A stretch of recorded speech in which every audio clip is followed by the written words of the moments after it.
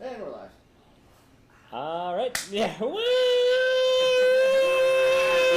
right. Yeah. Okay. Welcome to Cake. Yeah. As always, we're meeting at the East Bank Saloon. Thank you guys. And this cake is going to be on guerrilla marketing, which is exciting because it's one of the areas gorillas need love. yeah, because gorillas are great and really cute, and that is what we'll be talking about. Cake is a donation-based small business workshop. We meet every Wednesday. We have since the beginning of the year. And our goal is just to cover really cost-effective, time-effective ways that you can actually improve your business and see tangible change and really good effects coming out of the effort that you're putting in, rather than throwing a lot of your time and energy into kind of nebulous things that you sort of hope might do something and end up vaguely maybe improving your customers or the money you have coming in. Like I said, today we're talking about guerrilla marketing, which is actually kind of like what got me into being a business nerd to begin with, which makes it a really fun topic for me. And it's also what I've spent a lot of time thinking about, just because my first business was, which I've talked about here briefly before, was designing these like huge, elaborate, custom treasure hunt adventures for people, which is just all about guerrilla marketing and like how to get people engaged and how to get them excited about things and kind of like follow from one step to the next and get deeper and deeper into something.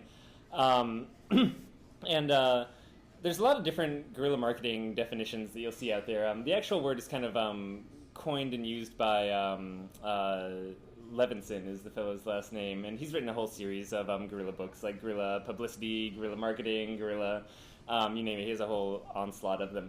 And a lot of the advice you find in there is really good too. He definitely, like, the emphasis he puts is really on low cost, like high ingenuity, and kind of using your time and your creativity as capital rather than your money, which I think he nails spot on. And then he gets like a lot of the specific advice you can find now in lists anywhere you look online, kind of from Google.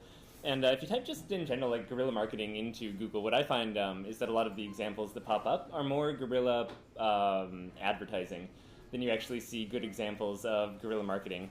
And I think like the best run guerrilla marketing campaigns don't even get really labeled as that, just because they've been done so well and they seem either like natural news that has sprung up or just kind of the result of a business that's well run, and no one realizes that the bloggers or the press are sharing these different stories around just as a result of this concerted effort to get them to do that.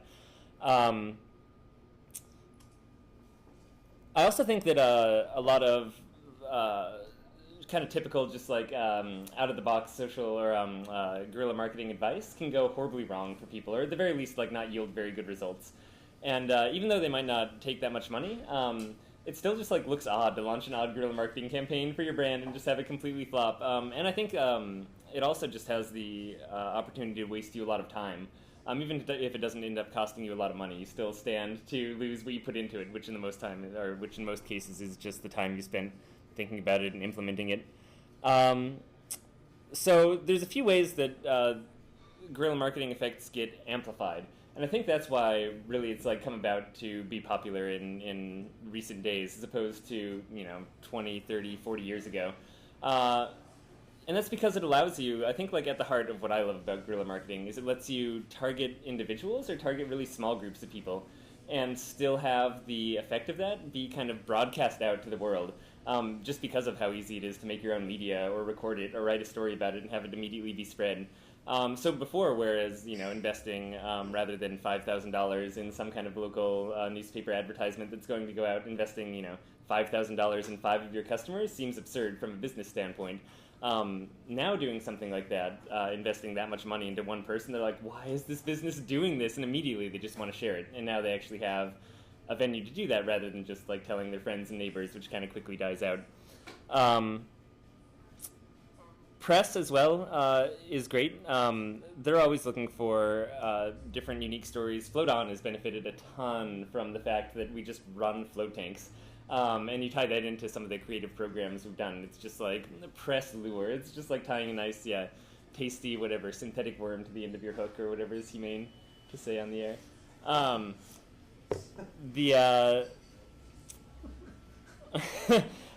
then at the heart, of course, is word of mouth, just getting people talking about it. So those are kind of like the 3 main amplification techniques, I think, that really get tossed in to make the whole thing cohesive once you run a campaign.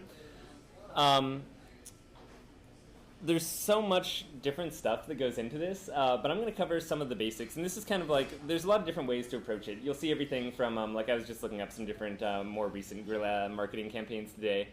And you'll see things like, giant mold of a cast with like Sharpie pins tied to it as a Sharpie advertisement somewhere. Or I saw a skydiving one that was in an elevator, like on the floor of the elevator, that just looked like you were falling down into a city and had a little like skydiving number that you could call for skydiving runs, or whatever you call them. Jumps, yeah, there we go. So complicated. I can't keep track of all this lingo, yeah. But this is what I found is a really, if nothing else, I guess, good way to think about it and kind of way to frame a lot of it. And it's not the only way to go about developing a guerrilla marketing campaign, but I do find that this is just kind of naturally where my mind goes. I just kind of like took stock of all the paths that I was running down during the things that I was trying to design. So it's pretty much 6 points, and those are to target individuals rather than to target groups of people, because targeting groups of people is what advertising and what kind of standard marketing does. And I think what guerrilla marketing really wants to do is target just individual people and make their stories so incredible that it gets shared. And then that incredible story is what becomes the thing that reaches everyone else. So you're going through this kind of middleman of the individual rather than, just reaching the masses. Thinking of a theme and a premise for it, which is really important. And once again, like tying back into my theater background a little bit, this is the thing I see wrong with a lot of movies or plays or plots or anything like that, is I don't feel like there's a general theme or something that it's all tied into. And it's the same with just marketing campaigns. Like you have to think about what message you want your customers to actually walk away with, or the people who interact with it. And we'll get into some good examples of that as well. Developing a funnel. Or as I call them, rabbit holes, which is the treasure hunt lingo for them. Just the different ways that are actually going to kind of lead them or interact or engage your customers into your brand or into your campaign. And this is usually what people think of as like the main actual marketing part of it. Like when people think of guerrilla marketing, that's like this one little section is really what they're talking about. And that's like the creative fun stuff where you're getting out there and installing keyboards along giant staircases or whatever it is. Developing an end to the funnel is equally as important, I think, if not like more so. And that's the main thing that gets lost in a lot of the mediocre guerrilla marketing campaigns that I see out there, is they do something creative, they get people to engage their brand, and the end result is like either some kind of call to action to buy their product, or like a call to action to just collect their email address, or something really, really uninspired. It's like, okay, we got your attention, we got you really excited about this, and now we're just going to throw more generic business stuff your way. And it's like, it just like breaks that kind of like world that you were suddenly engaged with. So figuring out what the end result is, like what's going to come after they've gone through that engagement, I think is really important. Tracking everything, once again, that's just kind of like my little tack-on announcement to every single topic on Cake, it seems like, is like make sure these things are trackable. Otherwise, you have no idea whether they're succeeding. And there's lots of ways to do that. And then the last part with this one especially, which in general documenting the things that you're going through with your business is great. It's just kind of free. You're doing it anyway, you might as well document it and toss it out to your customers. But with these, it seems like the behind the scenes, like making of some kind of guerrilla marketing campaign, what went into it, all the prep work, the afterworks, kind of extended footage, gets almost as many YouTube hits as the campaign itself. And once again, it's that little amplification post effect that you get. So definitely make sure that you don't lose that, and plan on making behind the scenes how you went about doing everything, whether it's as simple as something that's just a written log, or video works absolutely great for that. Using video for a behind the scenes of the making of something is perfect. So let's talk about targeting individuals a little bit, and just who you want to even target with things like this. You'll see a lot of things out there just saying, target influential bloggers, target celebrities that are in your space, target celebrities in general. I think that targeting some mix of people who are really influential or kind of big names, and people who are just kind of no ones, or people who you care about and are big names to you but not to anyone else, is a really good way to do it. And that's because I think you have to send out the right message, once again, in everything that you're doing. It kind of goes back to that theme thing, which we'll talk about in a second. But you want to make sure that you're not just saying, like, I am targeting you because you are celebrity bloggers. And if all you do is target celebrity bloggers, that is kind of like the feel that you have to overcome. Not that that's not surmountable, just that becomes a problem. I think targeting non-influential bloggers who just happen to be writing about things that relate to what you're doing is really good too. And because you're like actually making an effort to reach out to them, just in general, it's like advice that I hear is if you hit people young in their career, especially people who you think are good writers or are doing good work in their field, but haven't quite been discovered or haven't hit the mainstream, like they really appreciate it. And they really remember, like, especially if you keep up contact with that with them, like every time you launch a campaign, like, hey, I'm reaching out to a select few bloggers, really like what you're doing, and like they only have a readership of 100, like that's awesome. They just had a news story come in, they have to do nothing for. And you get a lot of, the 100 people who read it, like, now know about it too. Your existing customers, like, definitely don't forget about just rewarding people who are already with you. Like, it's not always about just reaching out to new people. If you're doing something really fun, especially for your guerrilla marketing campaign, make sure that your customers who are already paying you money have kind of the first shot at some of the most fun enjoyment of it. And if anything, let them be the blast out points. Like, if you find a way for them to interact with the campaign, that they can bring their friends into it then because they're already excited about you and know who you are, that's even better. And like, I think using them as hubs is smarter than just making them the end point. Members of the press is good. Completely random people is also good. I like leaving things when I'm doing a guerrilla marketing campaign just on a sidewalk, or even more than that, because then if they're walking down a sidewalk, they're like, oh, anyone could find this. Like 5 miles down a hiking trail, just like in a glass bottle with a note on it is really crazy. And they're like, who would leave something here? And they pick it up, and it's something, you know, about your brand in a non-advy kind of way, or whatever it is. I mean, hopefully if you're doing that, you're matching it to your brand too, and it's like something that's hiking related that's like really useful, like a little water purifier near a stream or something like that. And then celebrities in your space. Just like the bloggers, you should kind of know who these people are, especially if you're just doing your homework in general with the field that you're in. Like, you know who's influential, you know, especially in your niche with whatever field, who's influential in that. Just shoot them out a line. Just, you know, make a little template email, shoot it out to all of them, be nice. Or if you have time, actually write a custom email. Like anything that we templatize is only to save time, because we don't actually have enough time in our schedule to do the rest of it, so it's always a compromise. So that's like who you should kind of think about targeting with this.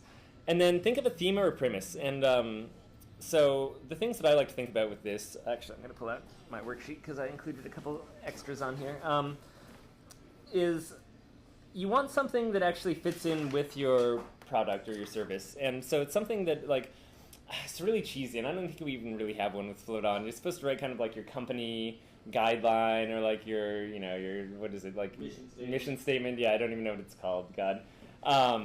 And yeah, they did one of my favorite things was they did a test within a business class where they took about I think it was like 50 different businesses in the tech space and all of their mission statements, and just jumbled up the names and the mission statements and had people try to assign them to the correct companies. And it's absurd. Like, everyone sounds exactly the same. But that said, like, it is, like, if you can, like, get down to what you're really trying to, like, tell people about what you're doing, that makes a really good basic premise too. How can you be of service is another way to think about it that I like. Like, if you show up to a party empty-handed, you're going to have way more trouble meeting people. And it's the same with an advertising campaign or with marketing. Like, you don't want to show up empty-handed. So a good place to start, too, when thinking about your theme or what you really want to get across is, like, how are you actually planning on helping people? Like, what is the benefit to what you're providing? And then how can you show off your benefits? How can you actually get them as close as possible to, like, interacting with your product, which we'll talk about in a second as well. What should people walk away with? That was that idea, just generally. Like, what do you want them to walk away, like, with a new frame of mind, with some kind of, like, slogan in their head, with some weird jingle, with just the idea that this weird thing exists they had no idea existed before? Like float tanks, that's generally our plan. It's just like, hey, this exists, and people are like, what? That's crazy. So that's a really easy one for us, for our basic premise is, like, tell people. What mood do you want them to be in when they leave, too, or when they finish interacting? I mean, we see a lot of funny ones, a lot of kind of like shock value ones where people are like, what? But there's also guerrilla campaigns that are really touching, or really lewd, or really informative. You can almost think of the TED Talks and TEDx Talks and things like that as a really well done guerrilla campaign. And once again, we don't think of it as guerrilla because they're just like, oh no, you have TEDx Talks in cities. But they pretty much just spread out their brand to be independently run for them in different cities and, like, market them in a huge way that they couldn't do before. And yeah, that's incredibly guerrilla. Same with releasing all of their content from their conferences online for free. They still sell out their conferences more so than before the current guy who's running it. I forget his name. I'm just spacing on it. Took it over. Yeah, they're amazing at getting guerrilla information out there in my mind. And think of unique ways to reach people too. The medium is also the message. You know, email, letters, setting up a meeting. Like, these are all really standard ways.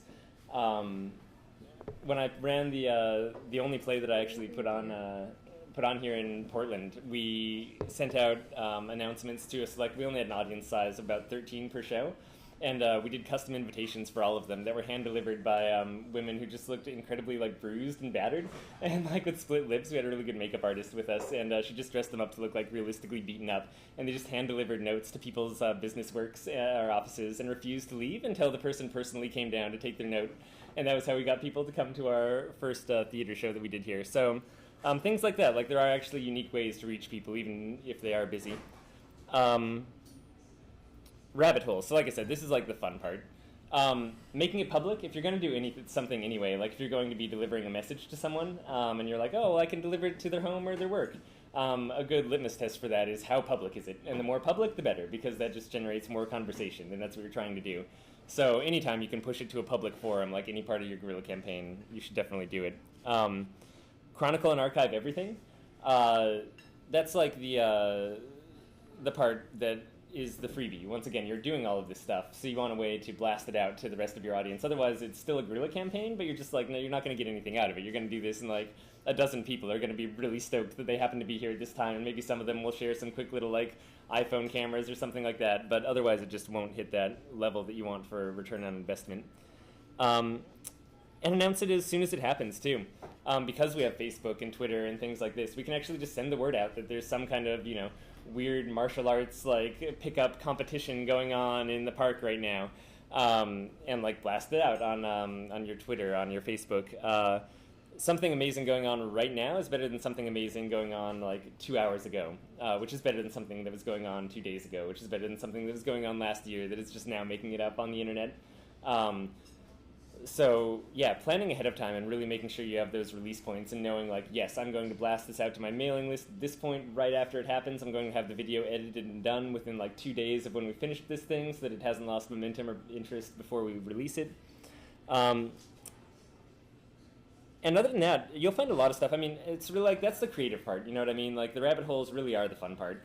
And there are a lot of different examples of interesting campaigns that people have done. And one that I wanted to talk about, just because I know it really in depth, is the ARGs, they're called, alternate reality games, which I got into from doing my treasure hunt business.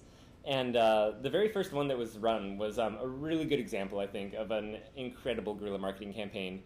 And then, like, you take that several years later, and a lot of businesses have now tried them out. And another one that was run by Subaru, I think, is much less interesting. So the first one was run by AI, the movie, artificial intelligence, that came out forever ago, 2001 or something like that.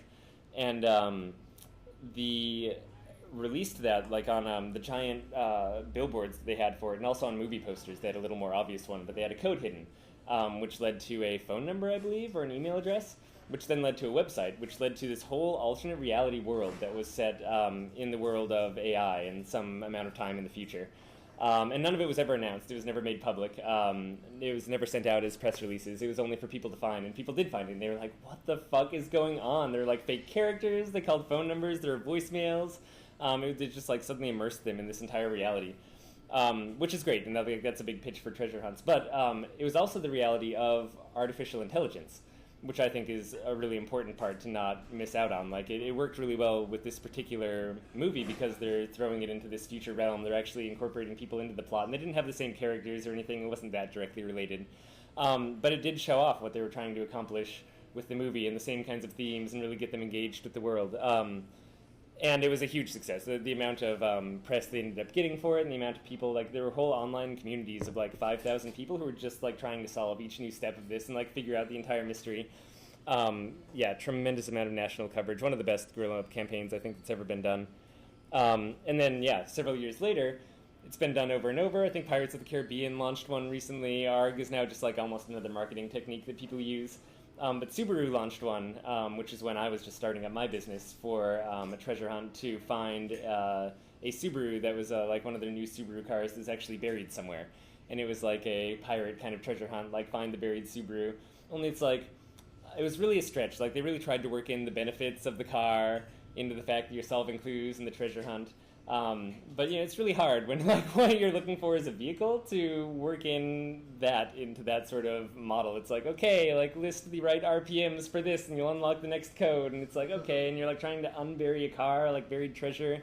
is really a stretch. And I think that sort of thing is a real lesson for how you can go wrong. Like just launching something that's a campaign that's been done before successfully does not mean at all that it will happen well for you. And that once again is where the creativity comes into play.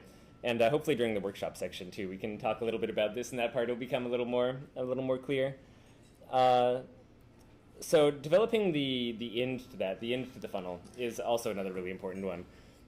So what action do you want people to take? Do you want them to buy your service once again? Do you want to give them a free sample, an email? Do you want them to just post up a link to something? Do you want them to do a combination of different things? Or do you just like want them to walk away knowing about you and telling a story about you and hopefully posting up about you? The ones that I've seen, the most successful ones have an idea in mind what they want for the end of the funnel. And they've directed people so well that they don't have to immediately ask for it. Like if they want someone's email address, they're collecting it as part of something else, like during the whole course of this guerrilla campaign. They're not saying like, and give us your email address for more information. Like they already have that because they've had to enter it in to get an email back from some mysterious email address or whatever it is that you've created. They don't even ask them to, share anything on Facebook. Like, oh, if you had fun doing this guerrilla campaign, like, oh, like, if this shocked you, why don't you share it with your friends on Facebook? It's like, if it was good enough, then they just naturally want to share it with their friends on Facebook or naturally want to talk about it. So I find that the end of the funnel needs to be really well crafted, but really unobvious, like not announced. Like hopefully they reach the end and it just feels satisfying. They feel like they had a good experience, whatever it was, whether it was like 5 seconds or 5 days long. And another thing, too, to think about is how can you reward people who are really the most engaged? Because you have different tiers of people who are interacting with what you're doing, whether you're, sitting on a corner like in a dummy suit and scaring people that walk by, or, you're launching these giant, like, multi-million-dollar alternate reality games.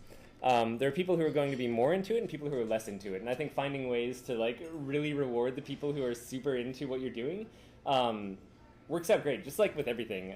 Whenever you like kind of tier people off like that and you're like, okay, these people got scared by the dummy and they just like pretended not to even be scared and then walked off and were angry. And these people were scared by the dummy and they like gave him a hug and like told their friends to like take a big group picture with him, you know what I mean? If you have some way to say like, okay, like you get a framed copy of that group picture and we're just sending that off to you for free, like unannounced 3 weeks later, they're like, oh, I got a free picture with the frickin', float on dummy, this is great. That's a lot better. Tracking it, I won't cover this too much just because you can find ways to track different things and metrics all over the place, and we've covered it so much in Cake, but always make sure that you have systems in place to track the results of the campaign. Discount codes, Google Analytics, social media statistics, number of total sales or total email signups or whatever it is, number of blog, media mentions. There's a lot of ways you can track these things. Just make sure you have something in place so that you know what the results were. Even like just physically counting people who interact with your thing or like number of people who smiled after interacting with your thing, anything like that. You can also throw into future press releases. You can release it in your little making of video as far as results for it. And most importantly, just from a business perspective, you'll know like whether it worked and how well and whether you're actually getting a return on investment. And then the last thing is just the behind the scenes. And that is just, with video and media being so popular, there's no reason not to do a behind the scenes. And lots of times that's what people find more interesting. Like once they've seen this kind of stunt or whatever it is that you're doing, figuring out how it's done, kind of telling the tale behind it, it adds that human side to your business too, which is also what guerrilla marketing is about, is not seeming like this kind of nameless, faceless standard. We're throwing up a billboard, we're throwing up advertising on shopping carts, like done, we hit our media budget. You actually get to, tell your story. And this is where a lot of the mood can come across too, and a lot of like, I don't know, I also find it's a lot of that word of mouth. Just what people get excited about talking about is how much time and effort a business was willing to put into something. That was as stupid as like setting up a ton of microwaves so they all ding according to, what is it? Do you see that one? Microwaves? Set up, Christmas, that's what it was. Set up microwaves to ding, maybe it was Happy New Year or something, like a giant, huge thing of them. They just all set the timers and found the dings for all the different microwaves and set them and then recorded a video of it, which is great. And like it's, like a 30-second long video and you're like, oh, that was interesting. Then you watch the making of it and it's like, it was really intense to plan that all out and set all of these microwaves up and find out which ones made the right sound ding and stuff like that and just make this giant wall. And that's where you're like, oh, and then you start sharing the video and sharing the behind the scenes, and that's really what you... That with alarm clocks at Target, set them all 5 minutes apart, so they go turn off one, 5 minutes later. You cover a good hour of entertainment that way. seeing if you had like filmed the behind the scenes of Yeah. doing that. Sure. And so that's pretty much it. Like I said, this is a really, we covered a brief introduction to stuff before. I'll say this is one concise tactic to getting into guerrilla marketing and a lot of the general things you want to think about. And from there, we'll go into a little Q&A after a little break, and then we'll actually start workshopping some things and You want to go trying it live out. with that, or? No, we'll probably not go live for the workshop. So if you guys actually have any questions from online, maybe ask me now. Otherwise, we'll Let's see. call it quits for now. Yeah. Any questions immediately from in the room? Maybe I'll ask one in lieu of the question. I'm asking a question for somebody online. They pretty much have an online business that's selling product from online. How would they go guerrilla and just be 100% online business? What would be some good ideas? So there's a lot of different ways. I mean, it's the same basic thing. You're still trying to just get your name out there, and especially with online, like adding in touch points. So if it's solidly online, then it's presumably some kind of like software as a service or something. If it's an actual product that they're selling, that's a little different. You know, getting your product in the hands of customers and actually recording how they are interacting with it. Grasshopper is one that's used both conventional and kind of guerrilla marketing. Grasshopper does a phone service. They do a whole phone system online, so you get a number and like whole branches of trees you can call and seem like a giant organization despite being small. And when they first started up, they sent chocolate-covered grasshoppers to pretty much like everyone who's any kind of big name in the business. And just randomly through doing that, actually, so they also sponsored a bunch of shows who we even recommend on here, like Mixergy, for instance. They were a sponsor on there for a long time. And they got mentioned on This Week in Startups on at least 2 or 3 different episodes that I was listening to. And Jason Kalkanis did not even remember what they did. Like, every time you mentioned him, he's just like, I got these chocolate grasshoppers from these grasshopper company. Like, I still don't know what they do. I don't know what they do. That was really good. It was a creative campaign. And, like, got mentioned, like, 3 times on there. It's really ridiculous. Yeah. So even small things like that, like even just sending out free samples is the most uncreative thing that you can do as a guerrilla campaign, still completely works. Like, I would actually say there's not much difference between online versus physical for that.